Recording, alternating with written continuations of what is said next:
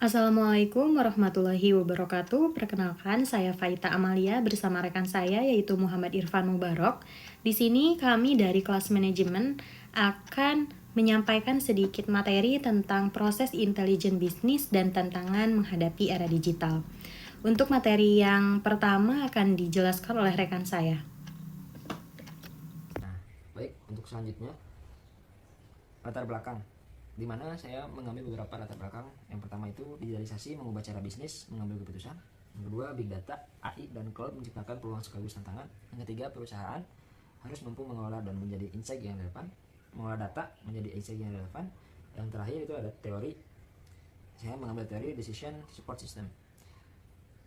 Nah, di sini itu juga ada studi kasus ya yang saya ambil.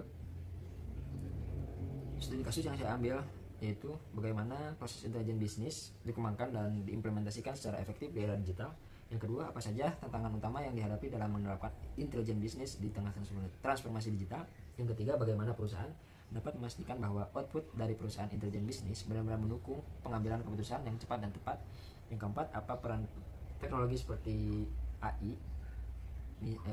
machine learning, dan cloud computing dalam proses intelijen bisnis saat ini. Baik, untuk slide selanjutnya, di sini ada studi kasus ya. Saya mengambil beberapa studi kasus brand-brand Nokia dan Toys. Yang pertama itu Nokia gagal menangkap tren smartphone berbasis aplikasi. Yang kedua, Toys lambatnya masuk ke e-commerce.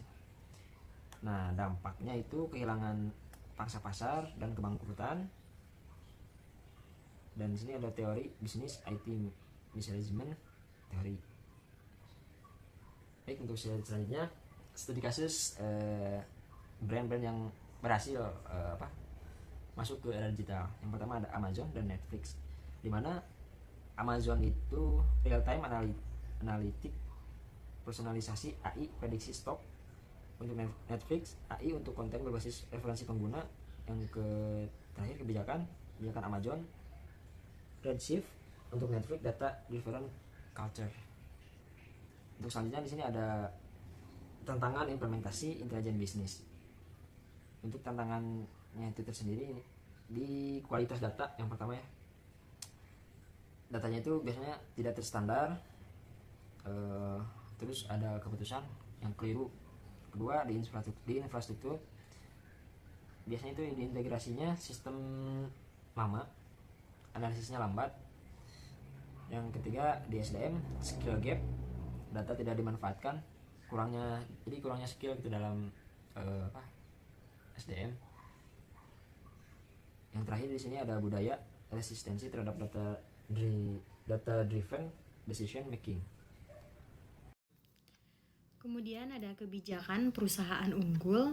Di sini saya mengambil contoh yaitu Google dan Meta yang menggunakan data governance ketat, yaitu GDPR dan juga PDP. Ada juga Netflix yang menggunakan pelatihan dashboard bisnis intelijen menyeluruh. Dan juga ada Telkom dan Unilever, yaitu Digital Hubs dan Data Lake.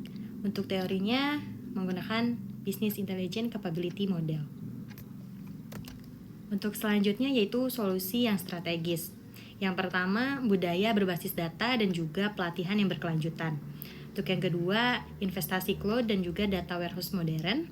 Untuk yang ketiga, dashboard business intelligence untuk unit bisnis kritis. Dan yang terakhir yaitu dengan audit data dan sistem early warning berbasis indikator bisnis. Kemudian untuk kesimpulan dari pembahasan yang telah kami sampaikan, yaitu bisnis intelligence bukan sekedar teknologi, tapi juga transformasi budaya dan strategi. Juga kegagalan terjadi karena kurang adaptasi, bukan alat. Untuk yang ketiga, integrasi data, teknologi, dan sumber daya manusia merupakan kunci keberhasilan dari bisnis intelligence. Dan yang terakhir, output bisnis intelligence harus real time, relevan, dan juga aplikatif. Kemudian ada rekomendasi, yaitu untuk mengatasi kendala tersebut, perusahaan disarankan membangun budaya kerja berbasis data dan memodernisasi infrastruktur teknologi informasi. Dengan strategi yang tepat, bisnis intelijen dapat dimanfaatkan secara optimal sebagai alat pengambilan keputusan yang responsif terhadap dinamika digital. Mungkin hanya sekian untuk materi yang kami sampaikan. Mohon maaf masih banyak kekurangan dan juga kesalahan. Terima kasih. Wassalamualaikum warahmatullahi wabarakatuh.